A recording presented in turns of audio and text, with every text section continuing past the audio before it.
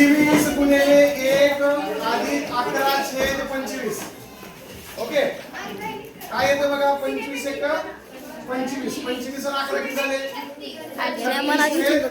25. काय उत्तर येतं बघा? आता हे हा 6 चा वर्ग आहे आणि हा काय 5 चा वर्ग आहे. ओके, आता हे घेऊया नंबर दुसरा. 36 गुणिले 1 अधिक 13. ओके, छेद किती? 36. आता या ठिकाणी बेरीज काय तेव्हा गुणाकार 36 आणि 36. 36 आणि 10 46 आणि 3 49 छेद 36. कुणाचा वर्ग? हा 7 चा वर्ग आणि हा कुणाचा आहे?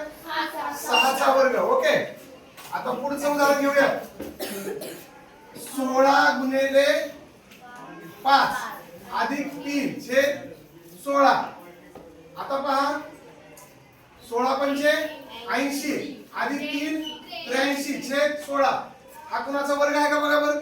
कुणाचाच वर्ग नाही. संख्या लक्षात ठेवा. इथं 4 16 हा 4 चा वर्ग आहे. आता इथं बघूया. 25 पाचा 125 अधिक डायरेक्ट घेऊ लावू आपण. 25 गुणिले 5 अधिक 19. 25 पाचा किती होतं? 1,600. 1,600 आणि 19 किती होतं? 25 घेऊ का? 144 आणि छेद खाली किती आहे? 25. हा कुणाचा वर्ग आहे बघा बरं? हा 12 चा वर्ग आणि हा 5 चा वर्ग. लक्षात ठेवा. आणि म्हणून वेगळं पद कोणतं आहे?